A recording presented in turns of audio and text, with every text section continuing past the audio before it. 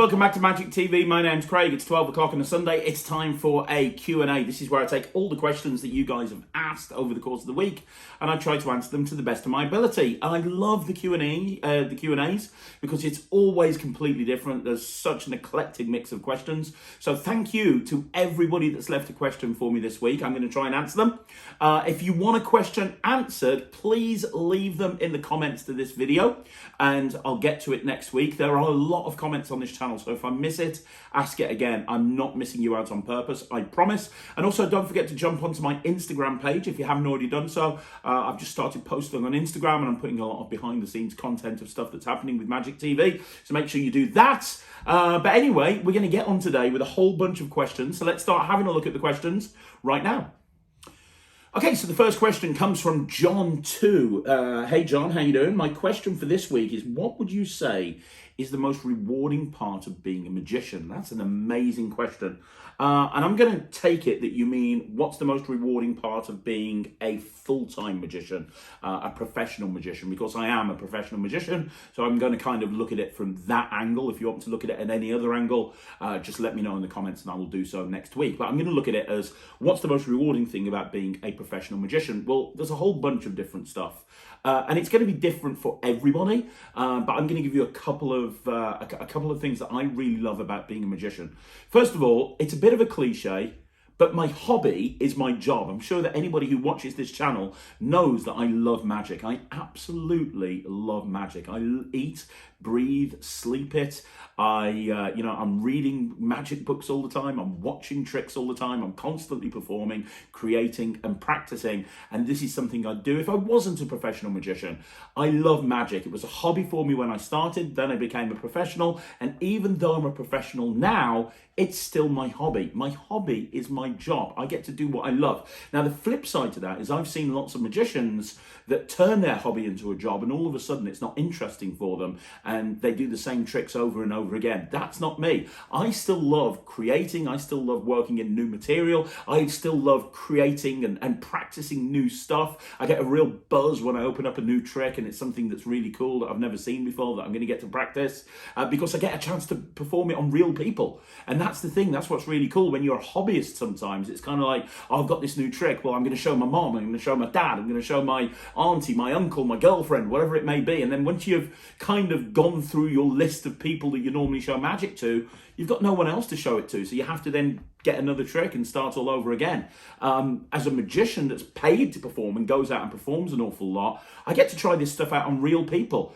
And it can be scary sometimes trying stuff out on real people. And I see a lot of magicians that don't do that. They do the same trick over and over again. They've got the same act that they've done for the last 20 years because they don't want to vary it up, because they know it works.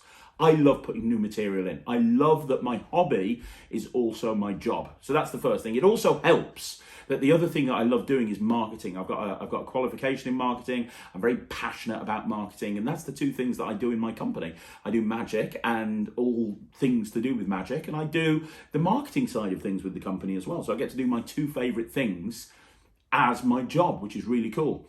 The other thing that I love having the ability to put smiles on people's faces, which again sounds a little bit cliche, but it's true. There's nothing better than going and performing to somebody and seeing them just light up and just get super excited about the performance. I did a garden party just last weekend, and it was like a 50th birthday party. There were like 20 people in a back garden. I was wandering around doing close-up magic and just seeing the look on people's faces when they're seeing live entertainment and they're blown away. It's just great. I love that. I love the chance to take people into that world of wonder. Because you don't get that very often as an adult, especially, do you? We all know how things work. Well, electricity works because the light switches work because of this, that, and the other, and everything has a solution. Well, the nice thing about magic is there is no solution. You get that childlike wonderment. And that's one of the reasons why I love performing in every environment. Some people say to me, why do you still do kid shows? You don't need to do kid shows. Why do you still do kid shows? You've got your illusion show, you've got your companies, you've got your cabaret show, you've got close-up magic, you've got magic TV. Why do you need to go and do kid shows? And the answer is very simple. I go and do kid shows because I love performing for children. Because when you walk out and you've got like 20 or 30 kids sitting on the floor hanging off your every word, you can create memories there. You really can. You can positively impact a child in a really, really positive way by just performing magic for them. You know, how many people that are watching this became professional magicians or got into magic because they saw a magician when they were a kid at a kid's party or their friend's kid's party. I love performing for kids. I really do. It's super amazing. And kids are such an honest audience. If they love you, they'll tell you. If they hate you, they're going to tell you as well. So I love all that sort of things. And the other thing is, I love the fact that doing magic gives me a certain degree of freedom. And what I mean by that is, let's be honest, magic can sometimes be a tough gig. You know, you're working antisocial hours. When your friends are out in the evening, you're out gigging. You know, on the weekend, you're out gigging. In the evening, you're out gigging. You know, it can be antisocial sometimes, but it can only be antisocial if you make it antisocial. I have been a professional magician since before my kids were born. And I've got a chance to see every important milestone that my kids were a part of. If I want to have a day off from work because I want to hang out with my kids, I can do that. If I want to just take a day off, I'm just not going to book any gigs in on that day. I'm my own boss. I don't have anyone to answer to. I don't have somebody telling me what to do. I'm not doing a 9-to-5 office job where I'm being told what to do and where to go and when to do it. I'm basically unemployable at that moment. I couldn't do that. I couldn't be that person that's being told what to do 24/7. I just couldn't be that person.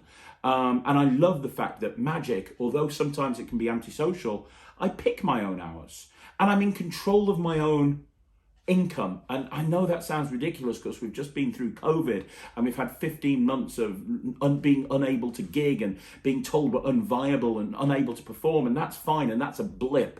But outside of that, I'm in control of my own income. As a self-employed performer, although I'm not technically self-employed because I'm employed by my company, but you know what I mean. As somebody who goes out and works for myself, I'm in control of my own income. If I want more income, I just go out and do more gigs. If I want more free time, I just go out and do less gigs. I can balance that up myself. And I'm responsible for myself. And, you know, my mum and dad used to say to me, get a proper job. Craig, you have to get a proper job. Don't be a magician. You want a job for life. That's what everybody used to tell you as a kid. Go and get a job for life. That's what my dad did. He got a job for life. That's what my mum did. They did the same thing for 30 years. And that's what a lot of older people in the older generation did. They had a job for life. Well, a job for life doesn't exist anymore. And if you think I'm kidding, ask the millions of people that are made redundant every single year because various different companies have shut down. At least when you're self-employed and at least when you're working for yourself, you're in control of your own destiny. You are in control as to whether your company succeeds or fails. You're not having to rely on the company that's employing you being solvent in order to generate an income, if that kind of makes sense. So I love the fact that magic gives me a certain degree of freedom. I love the fact that it's my hobby, and I love the fact that I get to put smiles on people's faces. And the other thing is, I love the fact that I get to go and see so many weird and wonderful places. I've been all over the world performing magic, and it's amazing. I've been to places I never thought I would have gone to. I've performed for celebrities. I've performed in environments that I never thought I would. It's amazing that I've had all of these opportunities just because I do card tricks. I also get a buzz from performing. I love walking on stage and being the center of attention. I've got an ego. Every magician I know has an ego. I love walking out on stage and having the entire audience clap and stand up and give me a standing ovation or whatever it may be. Magic allows me to do that because I'm not talented in any other way. I couldn't sing, I couldn't dance, I couldn't do any of that, but I know that I can go on stage as a magician and I can blow people away, and that's a talent that I've actually got, and magic allows me to do that to people. So there's all of these opportunities, but I think the biggest one, the absolute biggest one, is I've got so many close friends, and these friends are friends of mine because of magic. I've got so many people who I have met. I've got so many friends who I consider really close friends because of magic. And if it wasn't for magic, I wouldn't have met my friends. I would have had a completely different life if it wasn't for magic. I wouldn't be here filming this video right now. I probably wouldn't be married to my wife. I wouldn't have my kids. I wouldn't be in the job that I've got. I wouldn't have any of that. I would be in a completely different place in my life if I never became interested in magic. And I love my life. And so, you know, what's the best thing about being a magician? Absolutely everything. I wouldn't change it for the world. Okay, so the next question is from Ataku Dibian. I think I've got your name right, mate. And the question is, what's your go-to mentalism routine that does not require a deck of playing cards? I got a couple, to be honest. Obviously, the one that's going to spring instantly to mind is gossip. It is a mentalism routine. It is, you're going to think of a celebrity. I'm going to tell you who you think of, however you choose to reveal that. And it doesn't use a deck of cards. It's just in my pocket, and it's good to go anytime, anywhere. But I don't want to turn this into a sales pitch for gossip. Another routine that I love doing, absolutely love doing, is I'm a big fan of Bank Night. I do so many different versions of Bank Night. I've got a couple of my own version that I do that nobody else does. That's amazing, and I love performing Bank Night. I also have in the past performed Blank Night by John Archer. I've done Richard Osterlin's Bank Night. Bank Night is amazing. I really do like Bank Night. As well as that, we're talking about Richard Osterlin. I very much like Richard Osterlin's routine with he's got this thing where he borrows a watch and he gets somebody to turn the watch and hold it in between their hands. He gets somebody else to think of a time, and the borrowed watch has the time on that the person's thinking of. It's a great couple trick because you talk about that synergy. That's a really nice routine as well that doesn't use a deck of cards. What else? I mean, there's so many. There's so many different routines, to be perfectly honest, that you can do. But off the top of my head, those are the ones that I really like. I really like Bank Night. I really like that Richard Osterlin routine. I'll tell you the other thing that I'm having a lot of fun with at the moment is the Architect of Predictions, or the TAP app. If you don't know about it, I could do a video on this in the future. This is something that I've only just recently started using, but it's absolutely amazing. You can predict anything, absolutely anything. So you can have, for example, somebody think of a number, and you can show that you've got a magic square all worked out in that you took a photo of 2 days ago in your photo album, and it's a magic square that adds up to the number they're thinking of. Incredible, it really is. But you can do it with playing cards. You can do it with positions in a deck of cards. You can do it with pretty much anything. It appears in the camera roll. And I've wrote a little bit of, I've put together a little bit of automation inside my iPhone with a shortcut that automatically posts it onto Instagram. So I can have somebody, for example, name any playing card, and or just think of any playing card.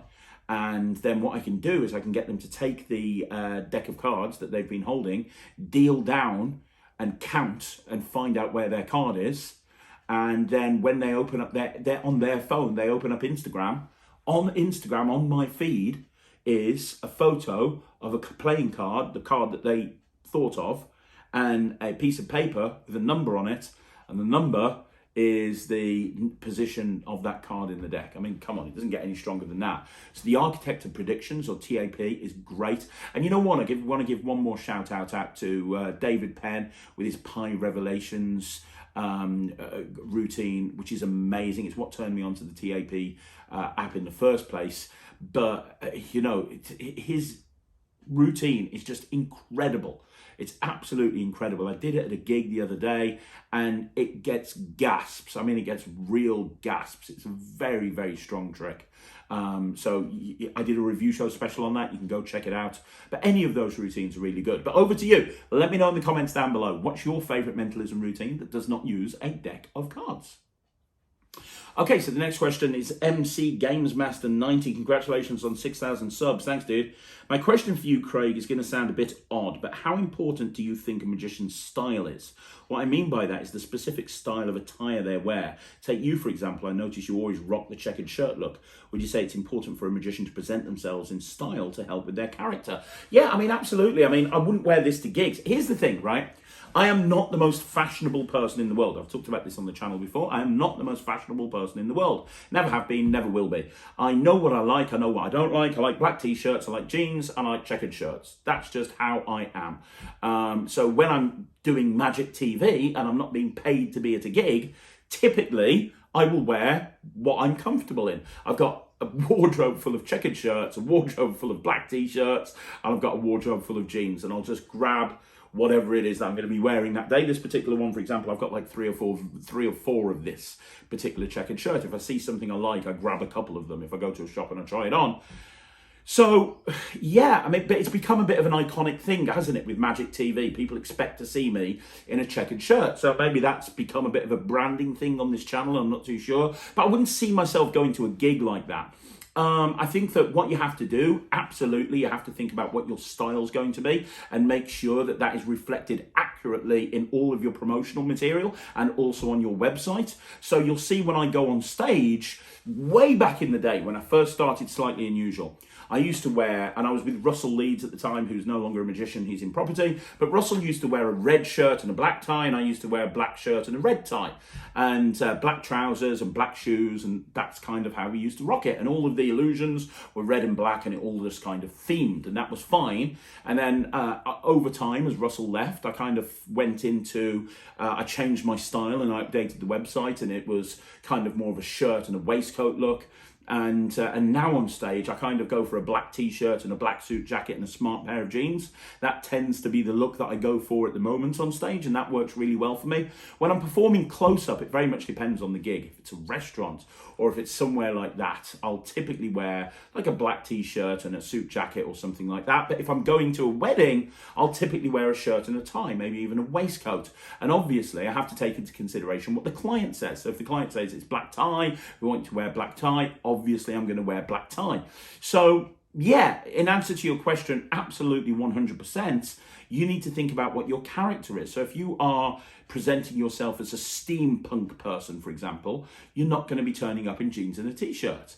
My kids company, for example, Non-Stop Kids Entertainment, that's a great example.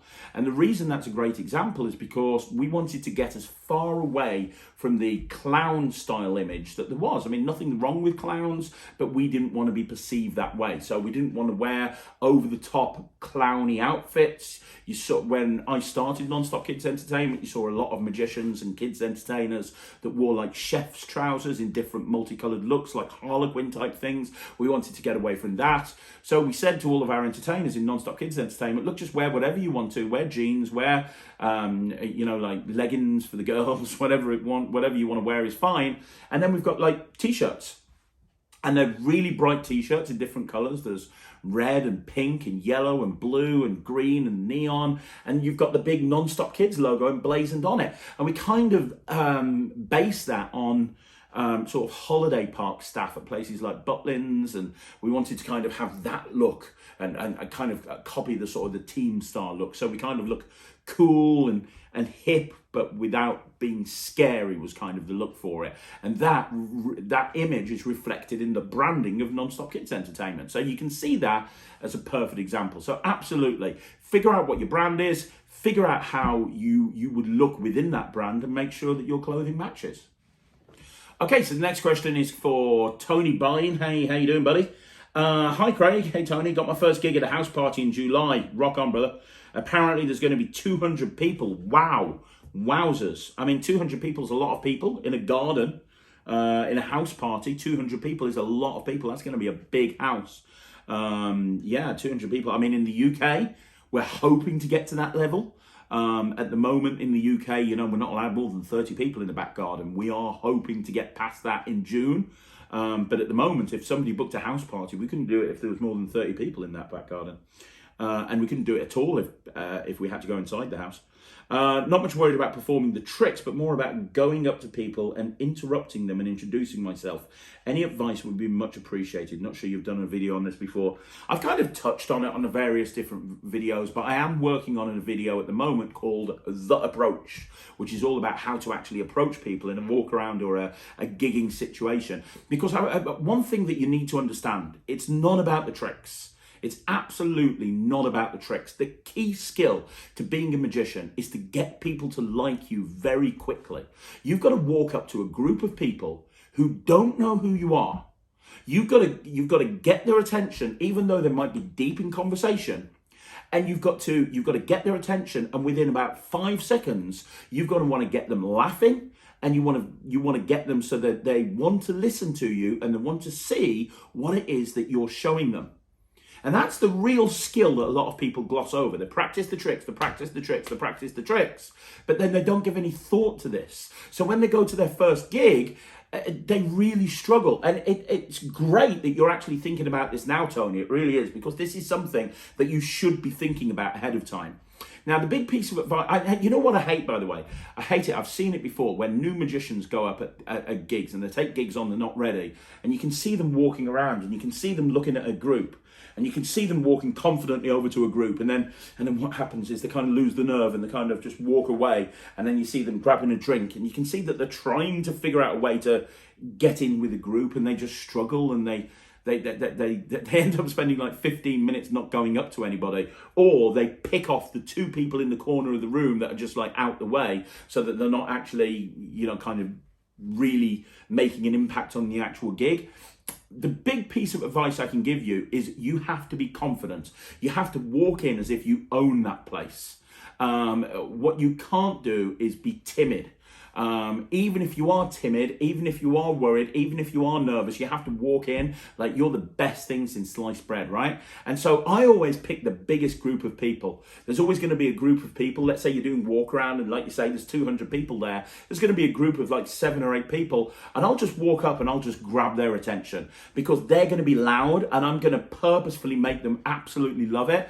And they're going to laugh and they're going to clap and they're going to cheer, and that's going to resonate around everyone else. So everyone else can then see, oh wow, what's going on? I think it's a magician. So now when I go up to other groups, I've got their attention, right? They know who I am. They realize there's a magician there, as opposed to trying to be a wallflower and go, hi, can I show you a trick? Can I show you a trick? And then you have to like go over to another group and explain why you're there, and you have to keep doing it over and over again. So that's the first piece of advice I can give you. The second piece of advice I can give you is just understand what your opening is going to be. So I just walk up to people and I go, hi there guys, how you doing? And I just literally will walk in. I can see that they're kind of talking, but I'll go, hi there, hey, how you doing? Hi there. And what I'll try to do is, if there's say 6 or 7 people there, I'll say hello to everybody. I'll grab everyone's attention. I'll get eye contact with every person in that group. So let's go, hey, how you doing? Hi there, how's it going? Hello. Hi, how's it going? And in the first 3 or 4 seconds, I'll just be saying hello to everybody in a really confident way, which is going to make them go, whoa, what's this? And then I go in with my opening line. And my opening line is meant to make them laugh. And I just literally, as soon as I've got their attention, I go, hey guys, I'm not as dodgy as I look. Which is funny because I'm bald, I'm tall, I've got tattoos, I've got a shape, I've got a stubble. I look dodgy. And I know it, and they know it. So me walking up to them going, hey guys, I'm not as dodgy as I look, honestly. And I do it with a smile on my face so they can tell that I'm joking around and I'm not being serious. Hey guys, sorry to bother you, I'm not as dodgy as I look. My name's Craig. I've just been asked to come along and show some magic to you guys.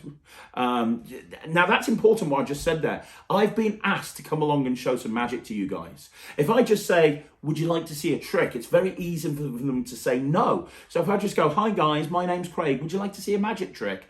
It's very easy for them to say no. And once I've said no, I've got no real option other than to walk away. But if I turn around to them and say, hey, I'm not asking them if they want to see magic. In sales, this is called being assumptive. I'm walking over to them and say, hey, how you doing, guys? I'm not as dodgy as I look. My name's Craig. I've been asked to come and do some magic for you guys. Now, by saying I've been asked, they are going to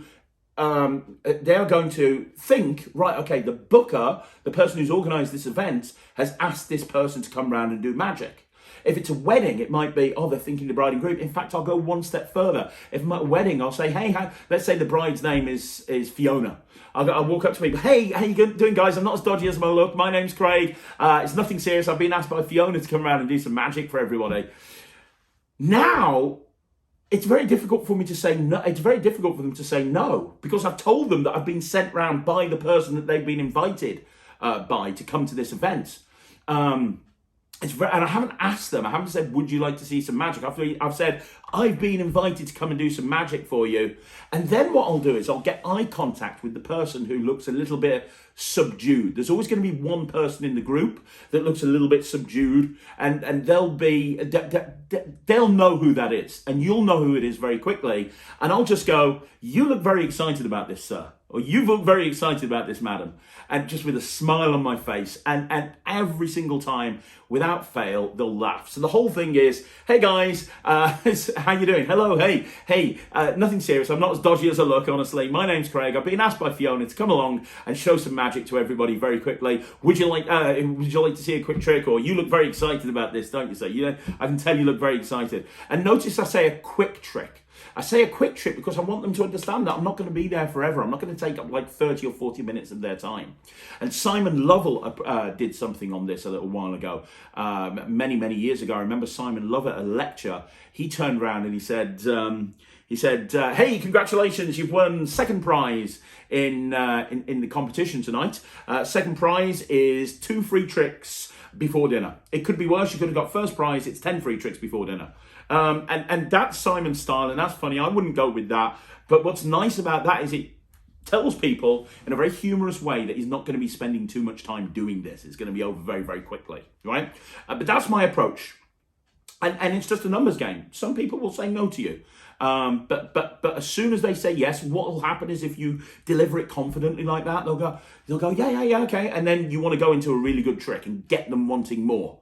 Okay, you want to go into a really good trick, show them that you're not the normal magician that they have in your mind. So I hope that helps. I am going to be doing a video on this in the future, but that's kind of to whet your appetite. That's the best piece of advice I can give you to how to approach people. And good luck with the gig, man. 200 people as one of your first gigs. That's going to be super exciting. What's nice about having 200 people is there's a lot of people to get around. So if you haven't got the biggest repertoire, it doesn't really matter because you're gonna have to hustle in order to get around everybody. So yeah, man, I'm sure you'll smash it. Okay, so the next question is by George Adcock, and George says, what do you think are the 3 best illusions to use as closers? Man alive, what are the 3 best tricks to use as closers? Well, I'm going to answer this very quickly because I've got to be honest, I imagine 90% of the people watching this aren't into illusions. They're not into illusion shows, and this probably wouldn't make any sense to them, and they probably don't care anyway. So I'm going to give you the top 3. Now, I'm going to give you third place first of all, which is the Mangler illusion. Now, I've done the Mangler illusion in my act for years. I remember when I first got into illusions, I always wanted to do the Mangler. I saw it and I was like, oh my gosh, it's amazing. If you don't know what it is, you put a girl in the box and you roll her out the box slowly and she comes out as flat as a pancake. And then you've got a couple of options. You can shoot that picture of them to the back of the room and they appear at the back of the room, or you can roll them back into the Mangler depending on the show and depending on which way you want to go with it. But it's amazing. It's like a cartoon special effect and it looks really good, and it looks so good. You get the right music for it, it's killer. So in third place, I'd say the Mangler.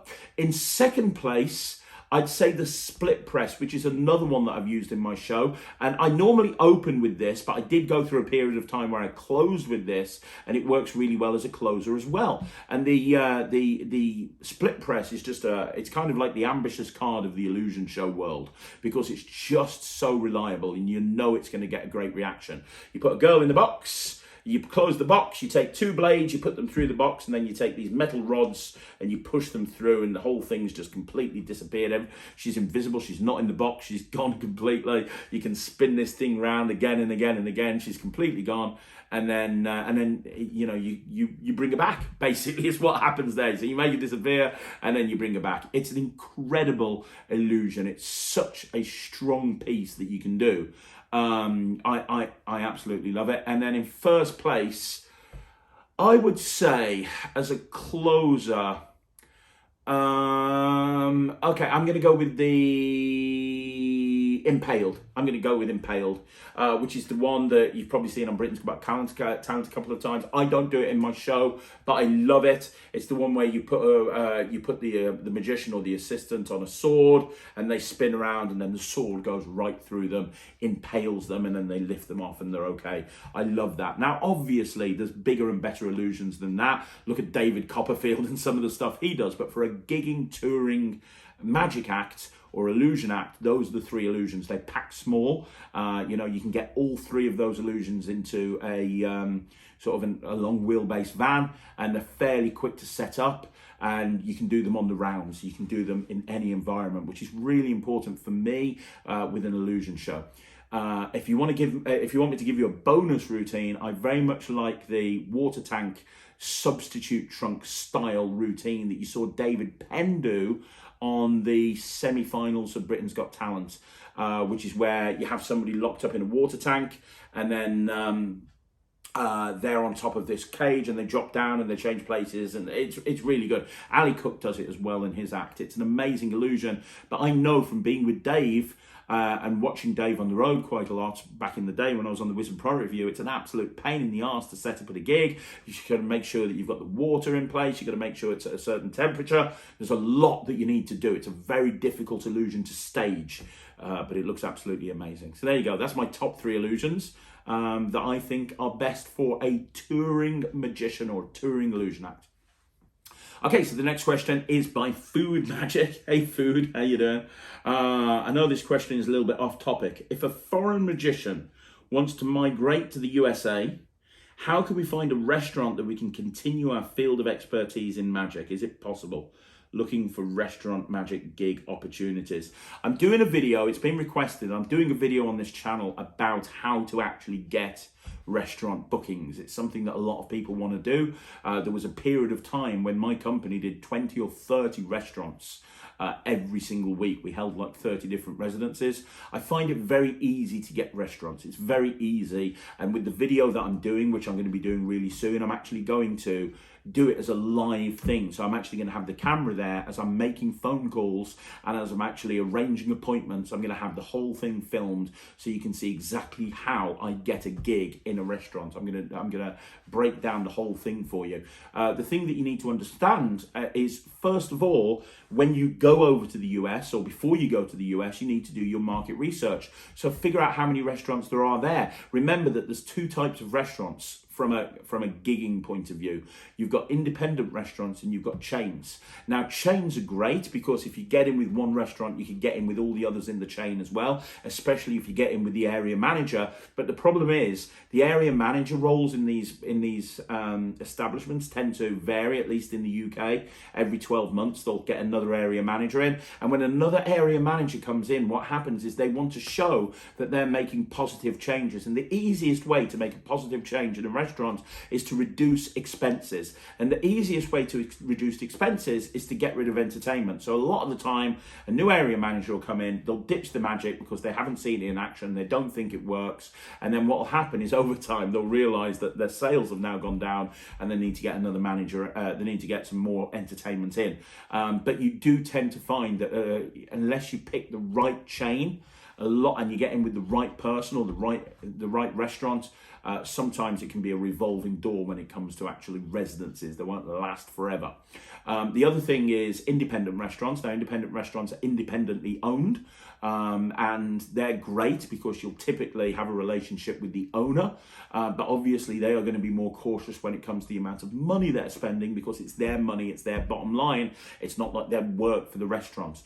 So you have to find somebody who understands the importance of having magic in a restaurant. Now, when you're actually, so first of all, you work out where the restaurants are and who the restaurants are and what you've got in the area, and you want to try and figure out, and you can do all this on the internet, but you want to figure out who the manager's name is, who the owner's name is, the contact details, email address, phone number, stuff like that, how long they've been in operation, what type of food they serve. All of this stuff is very, very important. And then obviously at some point you're going to be speaking to them. It might be over the phone, it might be in person. One thing that I like to do is I like to speak to them over the phone briefly, and then I like to go in and have an appointment with them and sit down with them in the restaurant and talk through why they should have a magician at their restaurant. And what you want to do, your goal is to sit down with them and get them into a situation where you can spend 10 minutes with them explaining the importance of having a magician in a restaurant. And what you have to understand is they don't care about the magic. They don't care about how amazing your magic is or how amazing you are. They don't care about any of that. They care what positive impact it will make on their business. on their restaurants. They need to know how much extra money it's going to bring in, how many extra covers they're going to have, what are the benefits of having a magician in their restaurant. What you need to outline this in a very clear, very succinct way, and it's different for each restaurant. So for example, I've been hired by restaurants in the past that have been insanely busy. They're turning people away. They don't need more work. Me going into that restaurant and saying, hey, my name's Craig, I'm a magician and I can help you get more business for your restaurant. They don't care about that. But what they do care about is getting people, eliminating walkouts. Because I've worked with many restaurants where people come in and they go, hey, can we have a table? Yeah, wait in the bar, it's 45-minute wait. And they go, 45 minutes, let's go somewhere else. I will pitch those type of restaurants on how I can actually keep people entertained in the bar area, and how I can work with the wait staff to make sure that the people in the bar area are having an amazing time.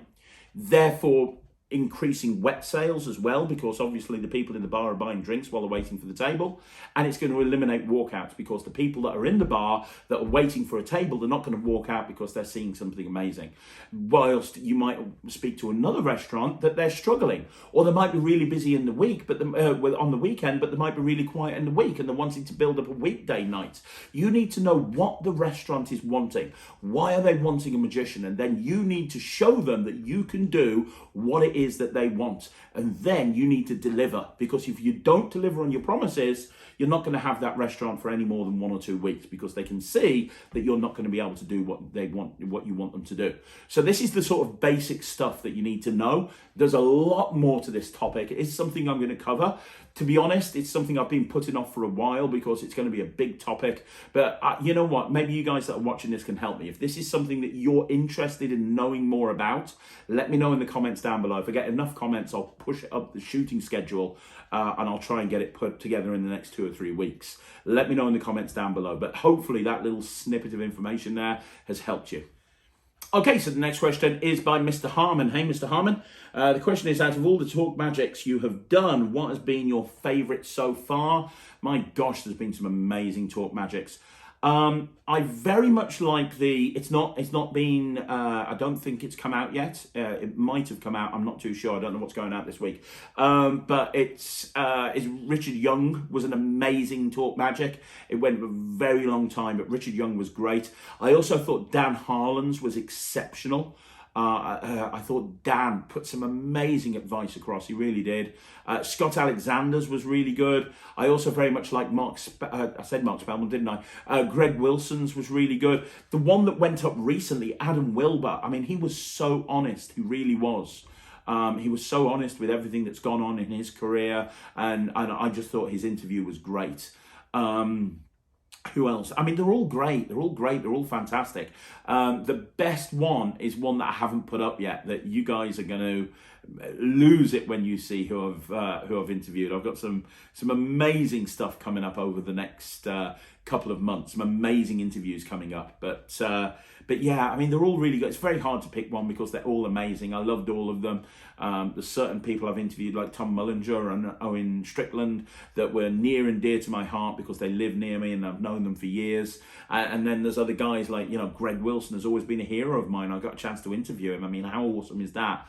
So there's some great people. There's some absolutely great people I've done. I have a soft spot for Cameron Francis, because Cameron Francis was the first person I did a talk magic with, and I had no idea what I was going to say. I had no idea how the format would work, and he didn't have a frame of reference. These days I can speak to people and I can say, well, look, I've done these interviews with all these people. Would you mind doing an interview with me? And they'll just say yes straight away. Well, Cameron Francis had no frame of reference. He said yes to coming and doing an interview with me when I had virtually nobody on the channel and I didn't have many subscribers and I didn't have many views, and yet he still said yes. So I've got a big soft spot in my heart for Cameron for several reasons, one of which is I love the guy as well. So there you go. Hopefully that answers your question, hopefully. They're all good, but I think I've got a soft spot for Cameron. Okay, so the final question today, there's various people that have asked this, like a whole bunch of people have asked this, and various people are referencing my review show special that came out last Sunday at 9 o'clock BST on the Nexus wallet, and a lot of people are wanting further clarification on the Nexus wallet. Apparently people are saying that they've got concerns over the quality of the Nexus wallet because it's not made out of leather. Some people are saying that there's been a negative review from Magic World saying that he's worried that the wallet won't last because of the material it's made out of, and that the card to wallet isn't very good.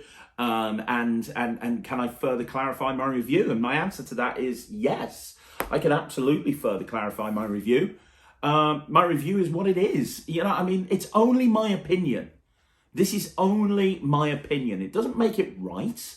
And it's fine if somebody else has got another opinion. You know, if what's his face from Magic World doesn't like the Nexus wallet, that's cool. That's brilliant. That's fine. I can only tell you what I have experienced. Now, the one thing that I will say is most reviewers don't perform with the product. They will literally just open it up and they'll look at the tutorial, they'll look at the thing, they'll play around with it maybe for a little bit, and then they'll give you a review on it. I've had the Nexus wallet for a few weeks before I did the review, and I was taking it to gigs. I've took it to 2 or 3 gigs. I've actually gigged with it. I've actually done the card to wallet in a real life situation. The idea that I had of loading the card to wallet off a table or off a spectator's hand using the Kelly bottom replacement, that's something that I actually developed and actually tried out in a gig. So it's not like I'm just opening this up and I'm just looking at it and going, well, this is what I think. I've actually gone out and gigged it, which is why I had some ideas with it and why I had some thoughts with it and why I shared a couple of routines of my own with it, because I've played around with it to the point that I've had further thoughts.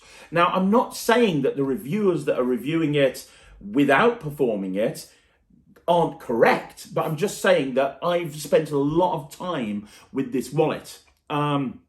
In terms of the quality of the wallet, the quality is absolutely fine. I've been using mine for a while now. Now, I didn't even realize that the wallet wasn't leather. That's not the sort of thing that concerns me. I remember when I got my Shadow wallet from D and he said, do you want leather or do you want carbon fiber? And I said, look, mate, I really don't care. To me, it doesn't really matter. I don't even know what my Shadow wallet is. He just sent me one. I don't know if it's carbon fiber or leather. I don't care. I don't know. I don't care. Does that affect the quality down the line? Maybe, maybe not. I don't know. I don't think that as a reviewer, you can give something a negative review based on what you think the quality of the wallet is going to be like in a year or two's time.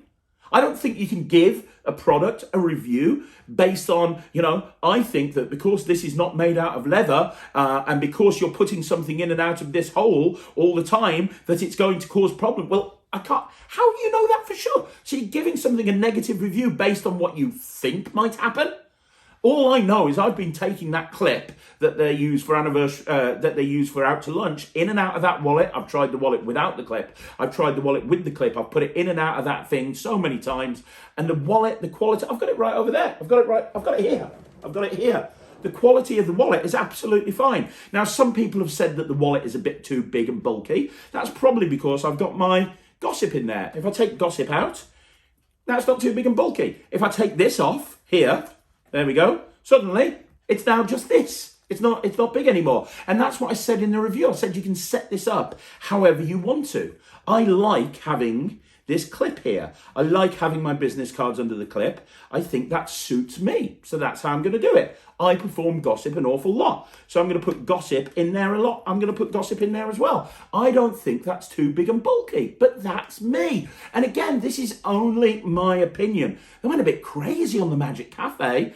They said, oh, you know, Craig's lying about this wallet. Why is he giving it a good review? I'm giving it a good review because I think it's a bloody cracking wallet. I think it's great. I've got my credit card in there. I've got a whole bunch of stuff in there. I love this wallet. I think this wallet is really good. It's gone out to me with gigs. The quality is great. The zip is perfect. It just goes up and down like a zip should. The load into the card to wallet. I'm sorry. I know that Ujimi Plonk from Magic World gave it a bad review and said that he didn't think the wallet was a good load. How many gigs has he been to with this wallet and tried it out? Because I've taken this to about 3 gigs. And I've done the load into the wallet, both off a spectator's hand and from a pocket. And the load is lightning fast.